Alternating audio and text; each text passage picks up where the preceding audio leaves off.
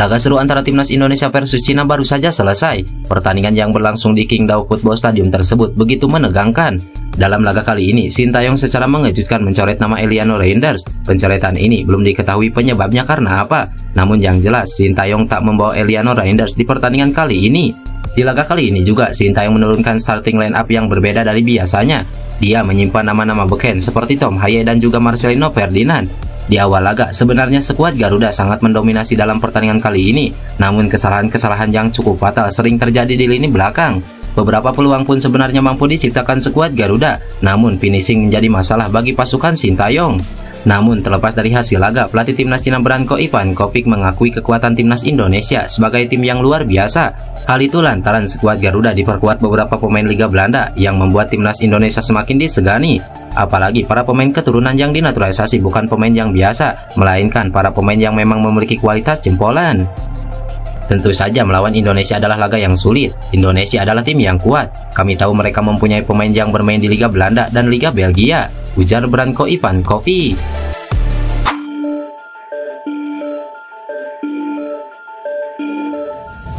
Seorang jurnalis senior asal Belanda merasa heran dengan keputusan PSSI untuk menaturalisasi Kevin Dix demi memperkuat tim nasional Indonesia. Ya, Kevin Dix resmi menjadi pemain keturunan berikutnya yang akan menjalani proses naturalisasi agar bisa berseragam skuad Garuda. Pengumuman soal proses naturalisasi Kevin Dix diumumkan langsung oleh Ketua Umum PSSI Erick Thohir melalui akun Instagram pribadinya. Sejatinya, Kevin Dix bukan nama baru yang dikaitkan bakal dinaturalisasi oleh PSSI untuk menjadi bagian dari timnas Indonesia. Bahkan dia disebut-sebut sebagai pemain yang sangat diinginkan oleh Sintayong untuk dinaturalisasi sejak pertama kali melatih skuad Garuda 4 tahun lalu. Dia juga bisa bermain di beberapa posisi seperti bek tengah, bek sayap kanan dan kaki kiri, dan gelandang bertahan. Dengan kehadiran Kevin Dix, maka lini pertahanan timnas Indonesia akan semakin kukuh setelah diperkuat JIJS, Messilers, dan lainnya.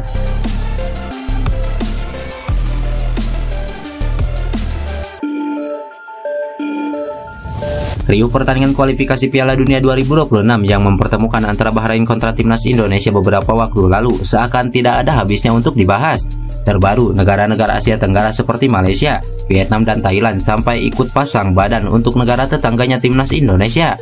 Timnas Indonesia diketahui bisa saja mengklaim kemenangan di depan mata sebelum akhirnya wasit Ahmed Alkaf memberikan tambahan waktu selama 6 menit.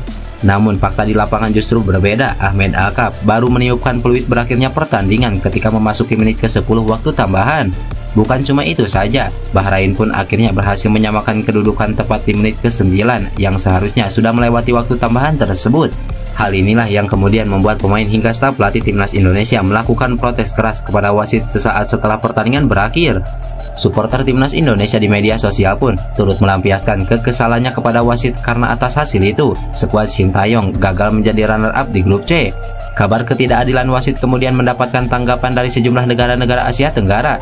Mereka pun memberikan rasa solidaritasnya terhadap timnas Indonesia. Dari Malaysia, mereka pun menyoroti wasit Ahmed Alkaf yang sering memberikan keputusan kontroversial saat memimpin laga di Asia, terbaru ketika laga timnas Indonesia. Sama halnya dengan Malaysia, media Vietnam juga merasa terheran dengan keputusan wasit Ahmed Alkaf yang baru meniupkan peluit melebihi tambahan waktu yang diberikan. Lain halnya dengan Thailand, mereka menyoroti ketidakadilan wasit Ahmed Alkaf ketika memimpin pertandingan yang dimainkan di Asia Tenggara. Mereka kemudian mencontohkan bahwa Thailand pernah dirugikan oleh ganjaran penalti Arab Saudi.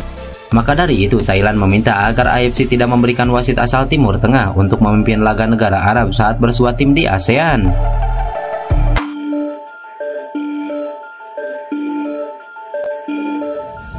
Ketua Umum PSSI Erick Thohir bertemu Presiden Federasi Sepak Bola Thailand Novan Lamsam alias Madampang di Thailand. Pertemuan ini merupakan balasan dari Erick Thohir yang pada pekan lalu dikunjungi Madampang di Indonesia. Selain bertemu dengan Madampang, pria yang juga menjabat sebagai Menteri BUMN ini juga bertemu dengan Presiden-Presiden Federasi Sepak Bola di Asia Tenggara.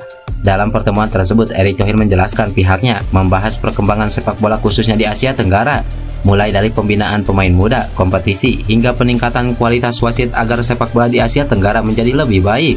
Erick Thohir pun mengungkapkan bahwa timnas Indonesia yang sedang berjuang di putaran ketiga kualifikasi Piala Dunia mendapat dukungan dari negara-negara di Asia Tenggara.